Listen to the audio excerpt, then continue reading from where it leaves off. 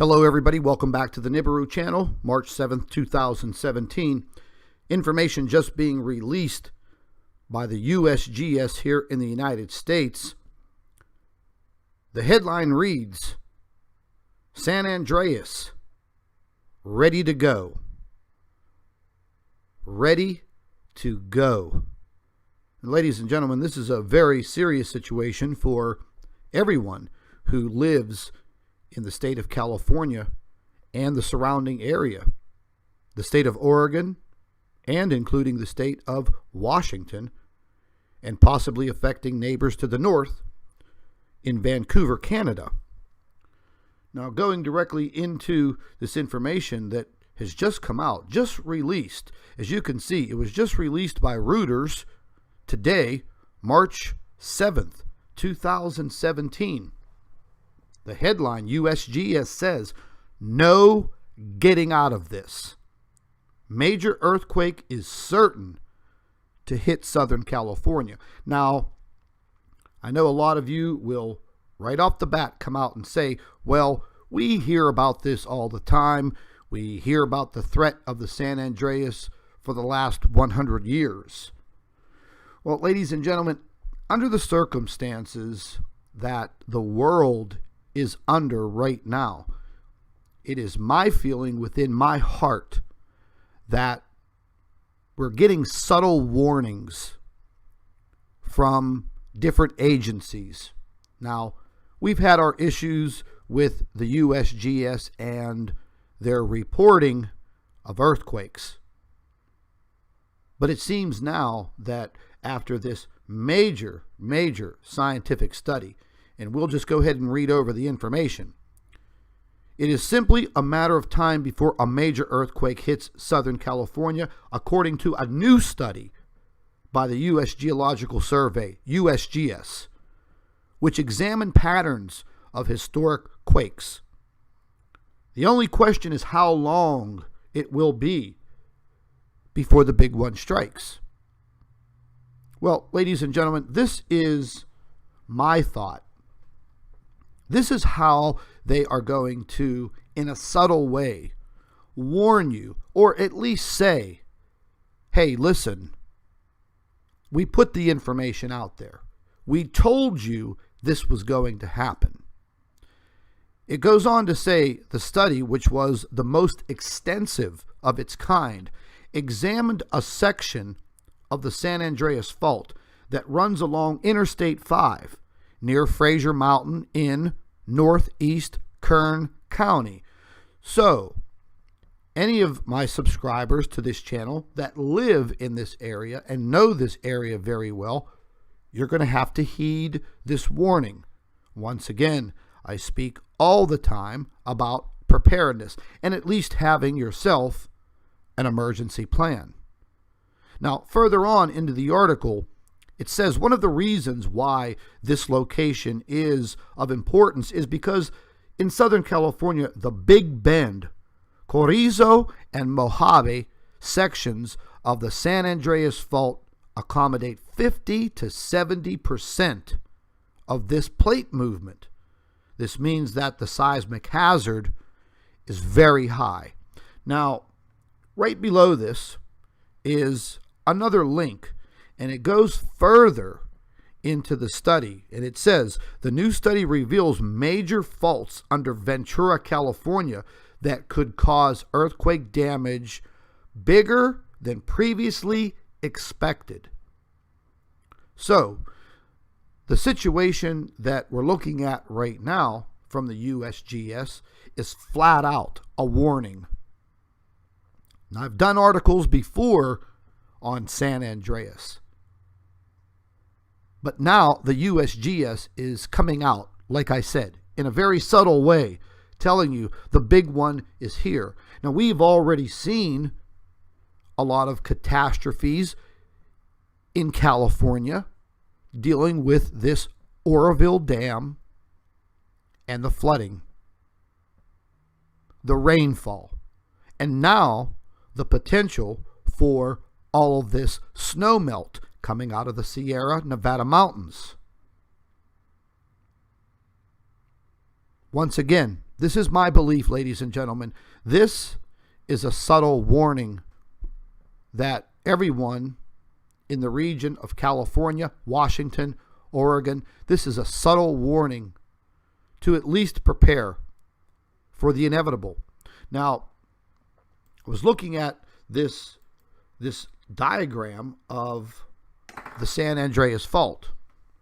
And as I said, this will affect everyone on the west coast of the United States, even leading to our neighbors in the north in Canada. And there are so many factors that are leading into this. We have the Explorer Ridge, the Juan de Fuca Ridge, this whole entire subduction zone between the states of Washington and Oregon. Each and every one of these fracture zones, as they're called.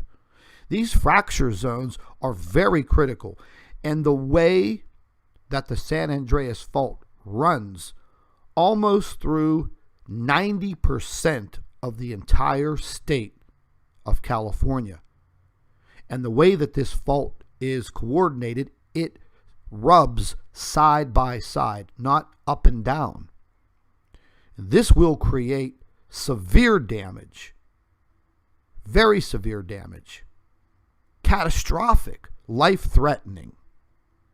So once again, I feel this is a subtle way of the USGS coming out and just saying, listen, folks, we can't say too much more other than this, but prepare yourself for the inevitable. And I was looking at earthquake activity. Once again, I keep track of it all around the world. Just taking a look at what has been occurring over the past 7 days. Only the past 7 days. Taking a look at this earthquake map from the USGS, looking at the state of California, you can see all along the red line, which is the San Andreas Fault line, leading all the way down through San Diego. Just take a look at the earthquakes. Just take a look at the amount. Now, taking into consideration, these are not catastrophic earthquakes that you're looking at. They're small. There's been a couple in the high 3s and 4s in Northern California, just north of San Francisco. But ladies and gentlemen, this is seismic activity. This means that this fault is alive, it's breathing, and it's about to come to life. So, once again, I'm always talking about being prepared. I was talking to a few friends of mine that live in California, and I'm worried about them because the situation that is arising in the state of California is very serious. There's not a lot of places for these people to go. You just cannot pick up and run. Geographically, the state of California is challenging with mountains that you just can't hop over and get over into the state of Nevada or Arizona. It's a very large state. There are millions of people that live here. It's my belief that they know a hell of a lot more than they are telling us, and it's just a matter of time. And once again, preparation must be your first thought. Because in the state of an emergency, just like the evacuation situation that went down in Oroville, it was completely disorganized. Tens of thousands of people, no idea where to go, no idea what to go. Highways jam-packed. Be prepared. What I would recommend is getting yourself one of those large plastic bins You can buy them at any department store, Walmart, wherever. Make sure it fits in the trunk of your car. And inside of that bin, pack some emergency essentials. Some food that's in cans or packages. Definitely bottled water. Some form of first aid kit or medical kit. Some extra clothes, socks, something warm. Put as much as you can in that bin and keep it somewhere where it is accessible very quickly. In the case of an emergency that you would have to leave your residence and evacuate, you can grab that bin, put it in the trunk of your car, and just get out of there. I have one of these prepared for myself. Actually, I have two of them. So in the case of any emergency, at least you can be prepared. This is Scott from the Nibiru channel. Thank you for watching. Stay updated. Stay tuned. We'll be back with more information